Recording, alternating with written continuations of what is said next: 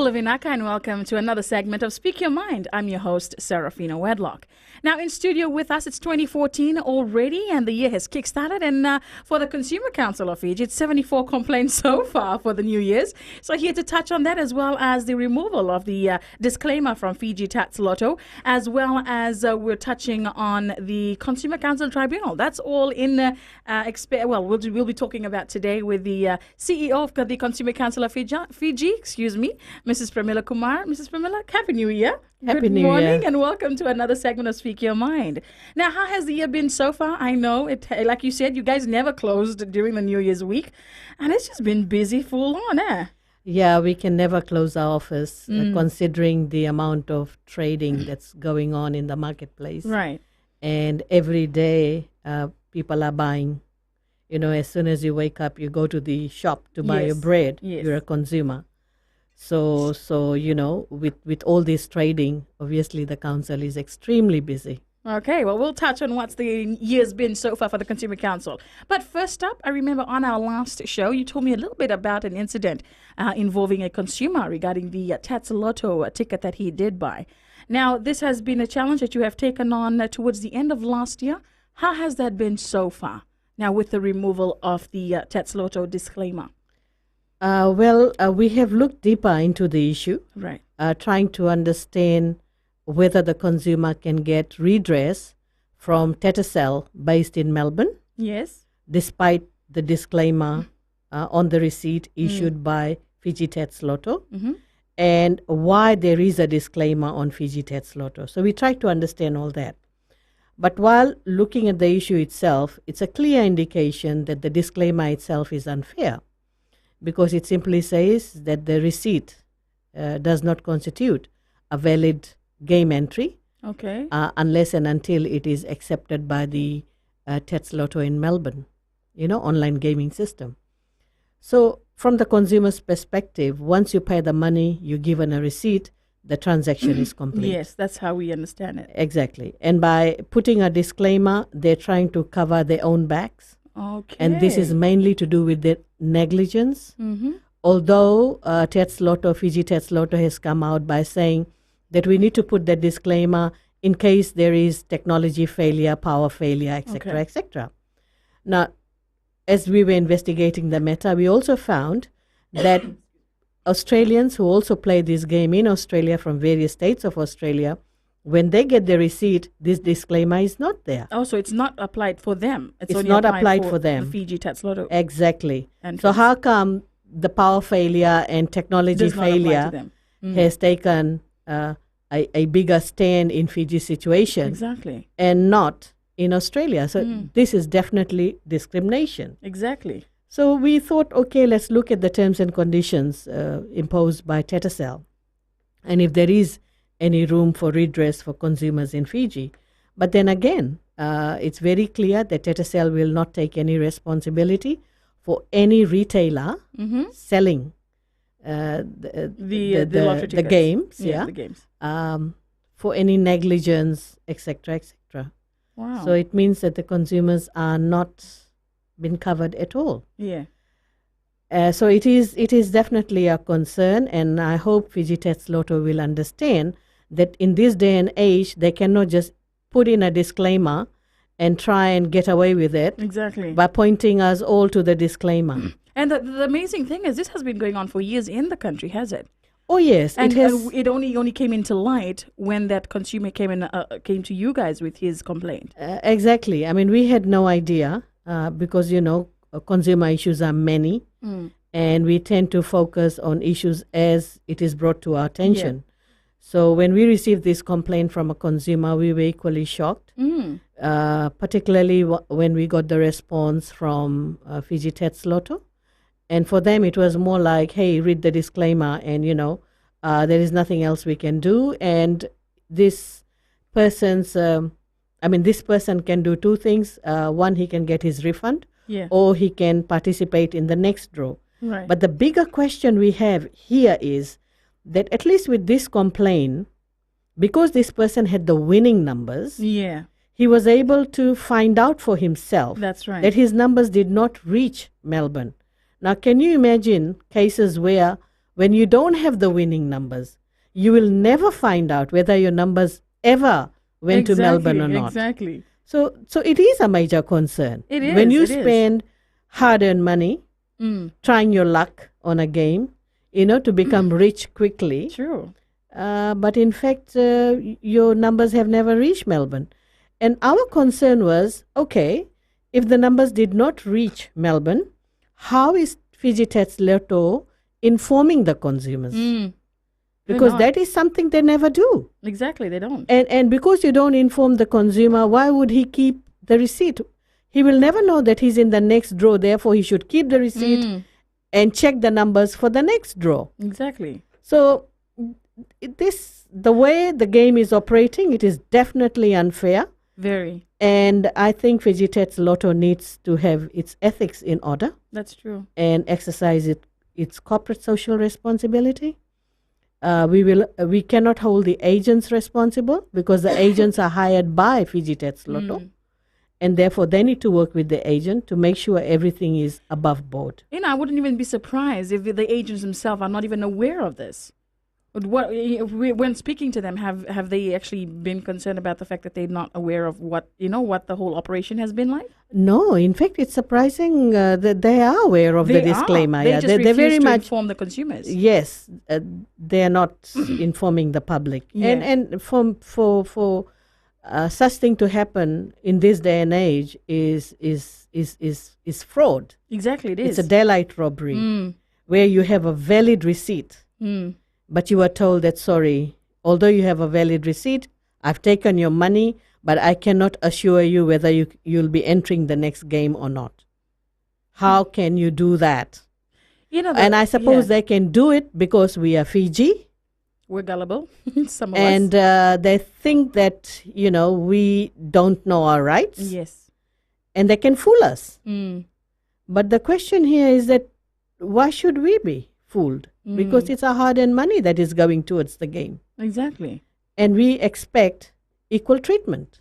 You know what, I have to say, I actually applaud the consumer that came to you with this complaint because it's actually brought, to light some of the things information that we did not even know. Exactly, and I also thank that consumer. Yes, like the disclaimer bit. But we'll come back to that. If you just join us once again, you're on Speak Your Mind, and I'm talking to Mrs. Pramila Kumar, the CEO of the Consumer Council of Fiji. If you have questions in regards to our topic today, feel free to call us up 3220-906 or 907 or text us on 825.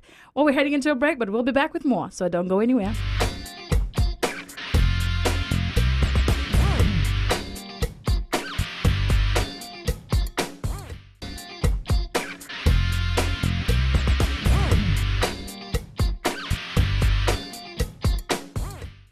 Welcome back to Speak Your Mind, where we're talking once again to Mrs. Pramila Kumar, the CEO of Consumer Council of Fiji.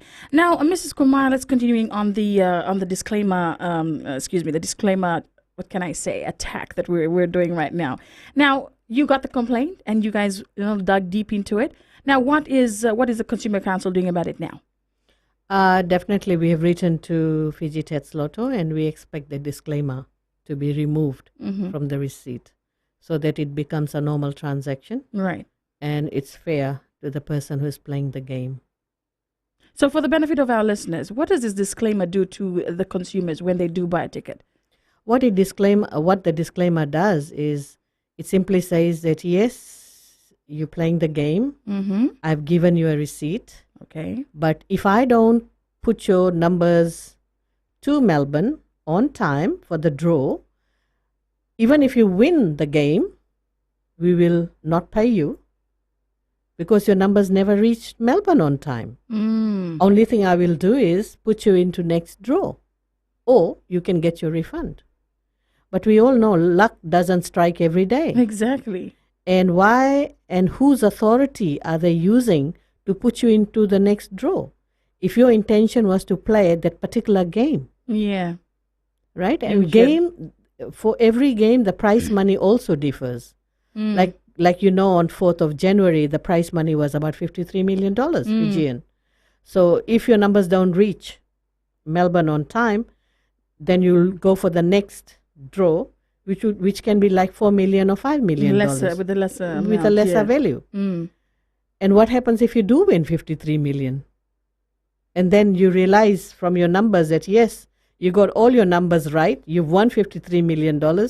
You go to the company or the agent, Yeah. and they simply say, sorry, but your numbers did not reach Melbourne on time. Exactly. That was the instant the case with this particular consumer. Yes, yes. He won a prize in the 5th division. Right. And he was told that, no, your numbers did not reach, and therefore, you Yeah. can go into the next draw.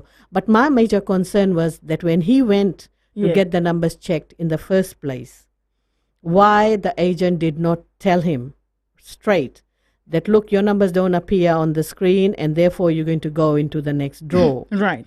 This was not disclosed to him. Oh, he what- was what simply was he told? told. He was simply told, you have not won. You have not won. I can't see any numbers on the screen. So he had requested that all numbers, winning numbers, be listed Yeah. so that he can check in his own time, which he did, and he Yeah. found the winning numbers. Which was the ones he had chosen as Yes. So when he goes back and says, but I have won, well. Yeah. and you said that I did not. Right. So that's when they gave an explanation by saying that, look, your numbers did not reach Melbourne, and you can go into the next draw, or we can refund. But Ted Slaughter also offered by saying that, he can play for next 2 months, I think, if I'm not mistaken. Right. They gave a specified time period that this person can play free. Oh my goodness. But that's not good enough. Exactly. And my concern, as I have said earlier on, remains that if the game, if the numbers don't reach Melbourne on time, how is Fiji Test Lotto informing the public? The public, exactly. Where is their responsibility here? Mm. They can say it's just one of those cases. Well, yes, it's just one of that case that has opened everyone's eyes. Of course. Of course. Yeah. Yeah. And you cannot say, just because it's one case, we are above board. You're not above board because of the disclaimer. Yeah. So you have not created a level playing field. No. Mm. Just because you happen to be the provider of that particular service, you've put yourself above. Whereas the players who are giving their money, you've disregarded them. Exactly. But like I said, all thanks to this particular consumer, now we're able to understand how the system is working now. Otherwise, we would have just been buying our tickets blindly and not even knowing that it's not even going for that particular draw. And this is where consumer input is so important. It is. I mean, I know consumers out there are always saying that, Consumer Council needs to look at this, that. Yeah. But unless and until we receive a complaint, we will not be able to look into each and every issue because consumer issues are varied. That's true. There are too many. And unless and until we receive a complaint, we dig deeper into it, then we find a problem and we try and solve that problem and try and make sure that it does not get repeated again. Exactly. Well, so far, you've, as you mentioned, you've written to the executive director for the Fiji. Oh, excuse me, is it Mr. Graham Brown?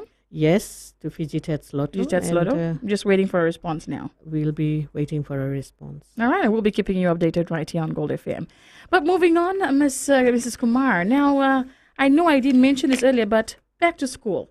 Okay, always an issue. Tomorrow, school starts, or tonight, if you're watching us on FBC TV. I'm sure a lot of complaints have probably come in as well regarding the exclusive buying that some of the schools have put in place for the parents. Yes, we have been receiving complaints on exclusive buying. We have received complaints on clothing, that is uniforms. We have received complaints on poor quality, locally made exercise books. Okay. So there are some issues out there that needs to be addressed. So first, when it comes to exclusive dealings. Right. This has been a very common practice for years in schools, where they negotiate with the trader, whether it comes to exercise books or to uniforms, and they inform the parents that, here is a list of a particular trader where you can go and buy the uniforms, or you can buy the stationery or exercise books from the school. Now, from a parent's perspective, if the cost of those items is cheaper than what he or she can buy in the marketplace, then it's a good deal. Yeah. But if it is more than what he or she can pay in the marketplace, then obviously it's a bad deal. It would be. And in many cases, that is the problem. Mm. And in the past, we are aware of schools who entered into exclusive dealings, mainly because they can get sponsorship for sports or sponsorship for the annual reports. And that's why the schools took that on board. But by taking that on board, you are actually taking the money out of the parents' pocket. True. But you're not telling them, which is, again, not fair. What if in instances where they have exclusive buying, and then the school makes arrangements with the particular retailer, and saying, okay, if you do this, we'll give you this, and the parents are informed about it before they actually go buy? Would that be responsible though? In fact, exclusive dealing is a big no-no in the Fiji Commerce Commission decree. Okay. It is not allowed. It's an unfair trade practice because consumers have got certain rights, and one of the right is right to choose. That's true. By exclusive dealing, you're denying that right to choice. Okay. So it is definitely a big no-no. All right. Thank you, Mrs. Kumar. We're heading into another break, but if you just join us, feel free to call us up with your questions or queries. 3220-906 or 907 is the number to call. We're heading into a commercial break, but we'll be back with more.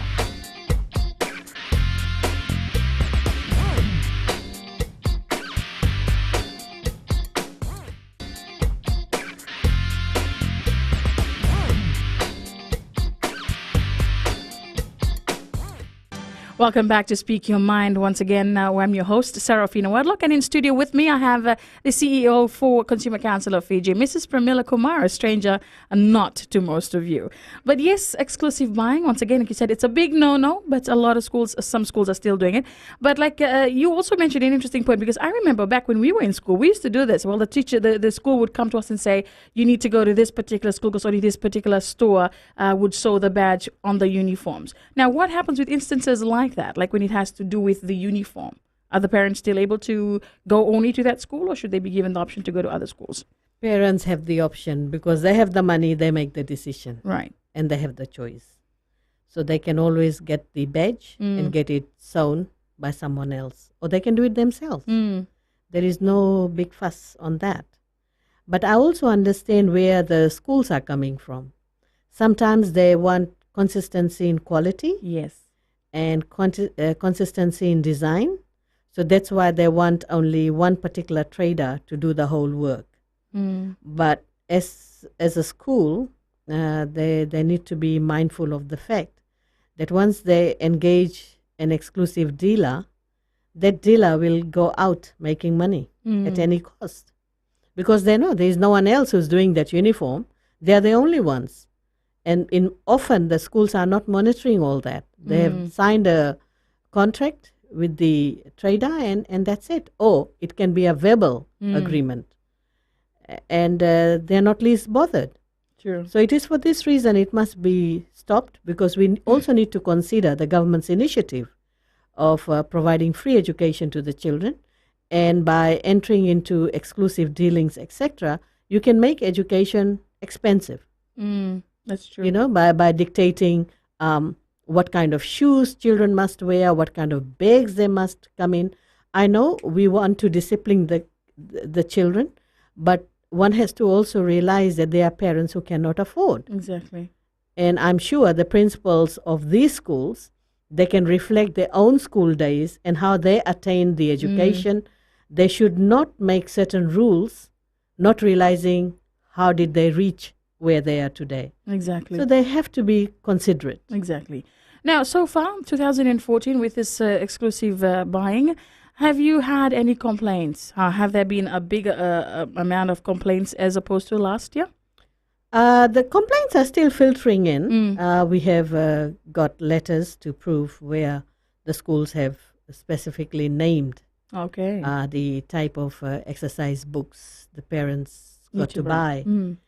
And I'm very thankful to the consumers out there who send such evidences to the council, and it simply makes our case much stronger. And I know Commerce Commission is very much aware of it, and being the enforcement agency, they are liaising with the institutions concerned. So it's good. And it's an ongoing battle. Yes. Thank you. All right, moving on. Now, you also mentioned about the consumer complaints so far. 75 in just 2 weeks. Yes, that's 10 working days. Wow. 75. And I hear most of them are on the mobile products. Yes, because you go back to December, the Yeah. month of December. Right. There were a lot of people buying gifts, and because of the Christmas spirit, Yeah, and yeah. people receiving their bonuses Right. and back pay, and they always felt rich. Yes. So they were buying all these gifts, but when the dust settles, the problems Start come to out. arise. Yeah, True. and that's what we have found, Mm. that people have bought mobile phones, and there are big problems with mobile phones. Mm-hmm. So they have been seeking our attention. And the other one was on landlord and tenancy that came in Yes. second place. Yes, again, it's the end of the year, and there are people who are making a decision. Right. Some of them are migrating, so they have to give up the place they Yep. were renting. Some are trying to find a place in Suva because of their children's education, Mm-hmm. or simply a job transfer they got, or their children will be going to university. So there is a lot of shift Yeah. that takes place during this time of the year. Either the tenants are moving out, or they're consumers who are entering into new tenancy agreement, and particularly students who are unable to get space at the university.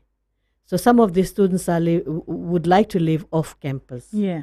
So again, this is time of the year when they start facing the problem. So we have been receiving complaints such as bonds not being refunded, Right.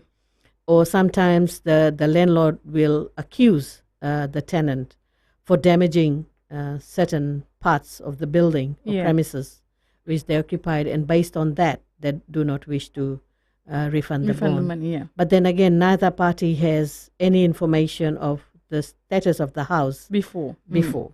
And that's where, the council has been warning tenants that when you walk in, you take pictures of the damages Yeah. that you see. You make an inventory of all the damages. You don't list the damages Yeah, that yeah. you see. Have the pictures taken. And then you can provide a copy to your landlord. Exactly. So everything is clear. In this day and age, all thanks to mobile phones, Yeah. you can take all those information. So that will only safeguard you. So we've been receiving complaints of that nature. Other complaints are things like when the consumer is not intending to move out, Right. but the landlord decides that, okay, I'm going to give you a notice. Yeah. So they generally give 24 hours notice, or just 3 days notice, or 5 days notice. So again, the tenants, they come to us and they say that, it's unacceptable. They can't find a place to move in. Yeah. So then we have to talk to the landlord and advise them to give a written notice, 1 month's written notice, so that They have the it, tenant can find a place to live. Exactly. So all that needs to be done. We also receive a lot of complaints, again, electronic goods. Yeah. You know how people buy electrical stuff during Christmas Yeah. as gifts or for personal use. And then later on, they find out that there are problems with this electrical gadget. So they come to the council, and then we're able to assist them. Wow. So far it's been a busy few weeks for the council already. Oh yes, and we are. I mean, I'm very grateful to the consumers because I always emphasize on consumer solidarity. If the consumers don't come up with the issues, then we're not able to put up a good fight Yeah. with the trader. And numbers do matter. That's And true. with these numbers, we can find a solution, permanent solution in terms of policy. All right. So far, Mrs. Kumar, we'll actually come back to that. I've just been signaled that it's time's up. But yes, we're heading into another break. But if you just joined us once again and you think this is interesting and you have something that you'd like to complain about, feel free to call us up, 3220-906 or 907. But like I said, we're heading into a break, but we'll be back, so stay there.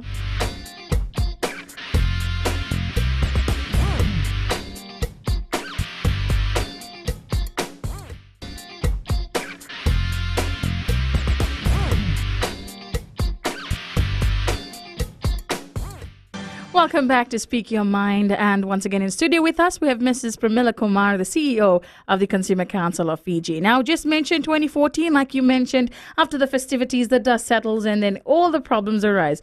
Now, from the Consumer Council's point of view, are you guys always prepared when the year starts? Do you always expect complaints will start rearing in as soon as the year kicks off? Oh, absolutely. That's why our office, we don't close during December and January. We know that there are a lot of complaints out there. Even during December, while people were shopping, they came to the council to seek advice or to lodge complaints. So we have been busy, and particularly the month of January as well, because January simply means the complaints from December will come forward, as well as back to school shopping. Yeah. And for back to school shopping, we have been receiving complaints, and besides that, our market surveillance has also indicated some poor quality exercise books being sold, where the books have got very rusty staple pins, and it is not put together in a proper way, Right. and children can get hurt. Oh, So it's a hazard. Yeah. Mm. So we have found such problems through market surveillance. And again, it simply means that we need to talk to those traders, Yeah. plus the manufacturer or the person or the company that made those exercise books, so that they can take more precautions. Exactly. Be more Yeah. responsible. All right. Well, now I know this one is close to your heart because this is something you guys have been fighting for. The Consumer Tribunal. Great news, great move. Tell us a little bit more about this. Well, first of all, I would like to share the fact that Consumers International, Yeah. which is the international NGO made up of 240 members Yep. in 120 countries, have recognized Fiji as one of the 5 big wins, Oh, wow. Mm. because the government has decided to set up the Consumer Tribunal, Yeah. as well as the setting up of the monitoring task force. Right. So that was well received by Consumers International, and with Mexico, Germany, UK, and Oman, Fiji is also recognized for something put forward by the government, and that something is obviously Consumer Tribunal, Yeah. because we know that Consumer Tribunal is extremely crucial. If you are trading in the marketplace, consumers are buying, traders are selling, obviously it's expected that the disputes will arise. Yeah, of course. And when the disputes arises, it's a question of how much money you have and how much time you have. If you don't have the money, you will not pursue this matter through the legal system. But if you have the money, of course, you can pursue the matter through legal system. But in some cases, people have the money, but they still do not wish to pursue this through the legal system because of the time taken. Yeah. So there are a number of factors that acts as a deterrent to consumers to take the matter up. Right. But I'm very thankful to the government for the announcement, and particularly Minister for Consumer Affairs, who is the Attorney General, for thinking deeper into this issue, and for providing a system where consumers can take the matter to Consumer Tribunal, and they don't even have to have the lawyer on their side, Right. and they don't even have to have a lot of money to seek redress. Okay. Because one of the consumer right is right to redress. Yeah.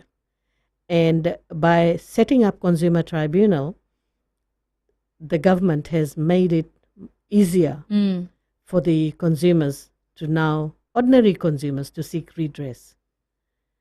And the Consumer Tribunal itself will be a very informal setting, where, when I say informal, it will not have that fear element of having the lawyers on both the parties, Right. and It's like a comfortable place where you can come and voice your and you can grievance. just present your own self. Right.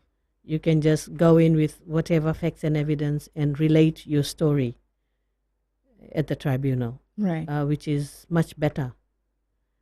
And the time taken for the decision is not that long either. So I have a lot of faith in the fact that once a consumer tribunal is set up, consumers will be able to get easy redress. So this is still an ongoing process, though. They haven't made up a tribunal as yet? What I understand that the legislation is being drafted. Okay. And once the decree is in place, obviously there'll be some consultation. And that's it. Then the next step begins after the decree is accepted, is the setting up of the tribunal. How many cases have you had where they have to go to court with the consumers having to take it up or further proceed further with their case? Have there been instances where people just would not go there? I have got number of cases where people have they just don't have the money to go to the court. I mean, I can relate one incident where a person had 3 houses and he lost all 3 houses to the bank. In other words, he owed some money to the bank, but instead of the bank selling only 1 house, they sold all 3. So. And unfortunately, he didn't have the money to hire a lawyer and take the matter to court. Yeah. So that's how the bank just got away with it. Right. But I'm sure if there is a tribunal, he could have gone to the tribunal, and tribunal would have said, yes, you are definitely this person is owing the money. You recover that money. Yeah. By selling at least one property or sell 2 properties to recover your money and to reduce the loan amount. Exactly. But by putting that person on the street is unacceptable. That was an extreme case. It was an extreme case. Yeah.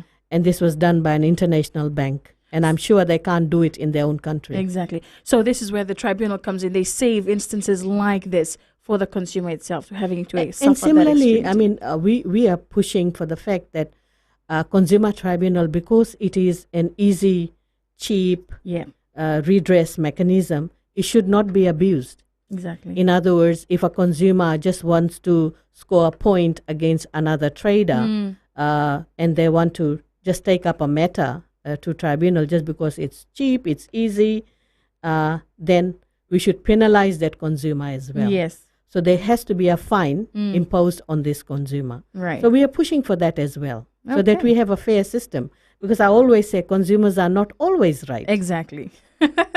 Very fair. But yes, once again, we'll touch on our final segment. That's to come. But if you just join us, you're on Speak Your Mind. Commercial break coming up, but we'll be back with more.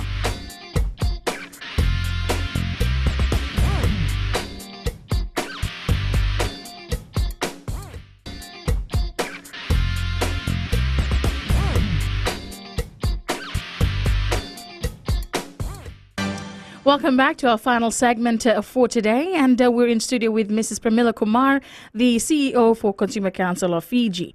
Now, as you mentioned, consumer is not always right. We'll continue our conversation from there. Now, this tribunal is not only good for the consumer, but it'll also be a fair forum as well for the traders themselves. What do you reckon, Ms. Kumar? I think so. I also strongly believe that it will also benefit businesses. Because if you look at the marketplace, we have got very good traders who comply with all the requirements. And then we have the bad ones who just out there to make quick bucks. Yeah. Right. So Consumer Tribunal will actually be against bad business practices, not the good ones. So currently the good ones are losing business just because of the bad ones. So that way you're going to win out the bad ones, and the good ones will be able to flourish. So it's a good system where the marketplace is tested and checked. And it will build confidence in consumers that, if something goes wrong, I can always go to the Consumer Tribunal for redress. True. And looking at the court system, it's a lot of cost. Of course. To the consumer, and but through tribunal, it is basically through mediation process. Yeah. One will be able to get redress, which is much cheaper than the court system. So with the tribunal, for the benefit of the listeners, if something is not sorted, like you said, it's a mediation process. So if something is not come to an agreement there, does this go further than the tribunal? There is a slight difference. Like for example, the Consumer Council, we normally conduct mediation. Okay. And it is always based on good faith. We put all the information across. If the trader doesn't agree, although we have got the evidences, then we can refer the matter to small claims. Now with Consumer Tribunal, it's an order they will be giving. So it's legally binding. All right. But, when I say mediation, it's an informal setup and good discussion, good thinking, there has to be good intention from both the parties to give in and find a win-win situation. Okay. So it's a better system than having lawyers to fight out your case. Yes. And you are far removed from the issue. Right. With the before this consumer tribunal came up, where would they have to go? They used to go to the small claims tribunal. Yes, we have the small claims tribunal, and before 2007, one could only get claims if you have a consumer complaint worth $2,000. Then you could access small claims tribunal. Anything above 2,000, you had to go to the court system. But from 2007, the government increased the monetary value from 2,000 to 5,000. So at least now we have got a 5,000 as the cutoff amount. Right. And if you have complaints below 5,000 or 5,000, you can take it to small claims tribunal. But in this day and age, you have complaints much bigger than that. Exactly. Mainly when it comes to buying second-hand cars. There are a lot of problems out there. And I know consumers have lost their money and they don't know what to do because in that situation, they don't even have the money to take the matter to court. Right. So they've been knocking on a number of doors for assistance, but they can't get any assistance. But with Consumer Tribunal, at least they can take their case to this forum for redress. Okay. Now, I know the council is called Consumer Council of Fiji, but have you had instances where even traders have come in to lodge complaints or even to come in clarify certain issues with you? Oh, exactly. We have been helping the traders as well. I mean, something which public doesn't know. Yes, exactly. But we have been helping them in developing their policies on lay-by, on hire purchase. When they develop a policy, they give it to us to have a look at it and whether, they seek our opinion, whether it's fair or not. So we provide that feedback. We've been also providing, we've been conducting workshop for traders, particularly the employees, on customer care, also on Consumer Credit Act. What is the trader obligation? So we have been involved in that. And besides that, sometimes traders also write to us lodging a complaint. Then we have to tell them that, look, we don't really deal with trader issues, but we're able to guide them as to where they can go. Or sometimes outside the council work, we are able to tell them that these are the steps they can take. Okay. So they also come to you guys. This is really good. Not like you said, not the whole public are not aware of this. But this is also their way of being responsible, responsible business operators. I feel that, if once the traders are aware of it, then they will not create problems for consumers. And if the consumers are not into trouble, then they wouldn't be knocking on our door. Exactly. So we wouldn't be having many complaints. So our job is also to reduce the number of complaints. It's always good to engage with the traders and service providers. As I said, Consumer Council is not anti-business. We are only anti-bad businesses. Right. Anti-bad businesses. That's a good one. But yes, well, Mrs. Kumar, let's hope that a fair trading and also bad business is on the low, so you have less complaints for the year 2014. But so far, it's been a good year so far. So far, so good. But I can't say much. It's just the month of January. True. We still have 11 months to go in the year. Like you said, it still feels like Monday for the year. That's right. But yes, that has brought us to the end of our program. Mrs. Kumar, always a pleasure having you on the show. And you can be sure we'll probably have you more as the years go by, as the months go by. But once again, thank you for being with us on the show. Thank you. Vinaka, that was Speak Your Mind for today. Until next week, Monday, you have a pleasant day.